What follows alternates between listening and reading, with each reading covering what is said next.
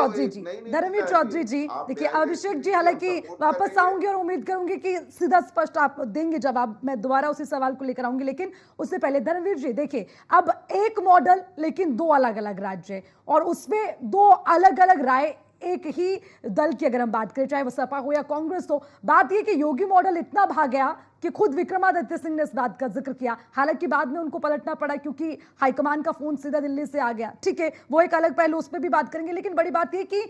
BJP की मंशा उत्तर प्रदेश में सही नहीं है, यानी कि मतलब वहां सही नहीं है क्योंकि वहां पे बीजेपी की सरकार है, और हिमाचल प्रदेश में मंशा भी सही हो जाती है, तमाम कानून भी सही हो जाते हैं, जो फैसले लिए जाते हैं उसकी भी सराहना हो जाती है। ये जो दोहरा मापदंड है, मैं आपसे पूछूंगी क्या वाकई में मंशा सही नहीं है यूपी में, इसीलिए विपक्ष सामने है?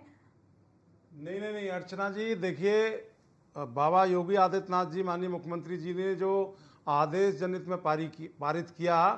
वो बिल्कुल 100% सही है। लेकिन जो तुष्टीकरण की राजनीति करने वाले दल हैं, खासकर समाजवादी पार्टी और कांग्रेस, ये हमेशा जो है दोहरा मापदंड इनका रहता है समाज के प्रति। जब योगी आदित्यनाथ जी ने ये नियम लागू किया तो वो हिंदू पर, मुसलमान पर, ईसाई पर, सिख पर, सभी पर लागू हुआ, लेकिन इनके पेट में दर्द हो गया। और मैं तो हिमाचल के जो कैबिनेट मंत्री हैं विक्रमादित्य सिंह जी, उनके बयान का स्वागत करूंगा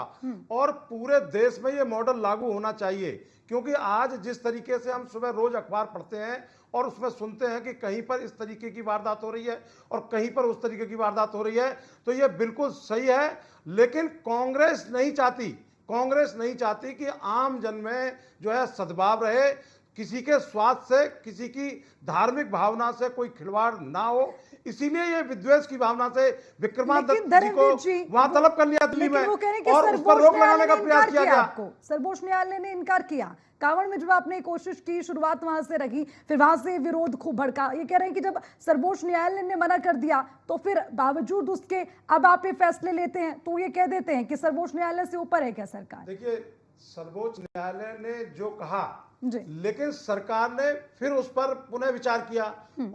और जो सरकार ने किया वो बिल्कुल सही किया, क्योंकि इससे सद्भाव बनेगा, बिगड़ेगा नहीं। इसीलिए आज जो है हिमाचल की सरकार इसे लागू कर रही है, दूसरे राज्य भी लागू करेंगे। और अर्चना जी, मैं आपको एक बात और बता दूं कि ये जो विरोधी होते हैं, इनका काम विरोध करना होता है, चाहे वो जनहित के कार्य हो, चाहे वो दूसरे कार्य हो। जब आज से 2007 से 12 की सरकार थी और मैं बीएसपी में काम करता था, तो मैं आपको एक प्रकरण बताता हूं। बहन कुमारी मायावती जी ने अपने कैबिनेट सेक्रेटरी शशांक शेखर साहब से कहा कि गुजरात जाकर के वहां का मॉडल देखिए किसानों का, जो योगी जी ने जनहित की योजना चलाई है उसको उत्तर प्रदेश में लागू करिए। तो ये सरकारों का दायित्व है कि अगर कोई जनता के हित में कदम उठाया जा रहा है तो उसको लागू करें। लेकिन जो तुष्टीकरण की राजनीति करने वाली पार्टियां हैं, जिनके खुद के आचरण गलत हैं, वो इस तरीके के कामों को कभी बर्दाश्त नहीं करेंगे। और समाजवादी पार्टी तो हमेशा जो है एक जाति वर्ग विशेष की पार्टी है, उसी का चश्मा लगाए रहती है, और कांग्रेस उसके अलायंस है।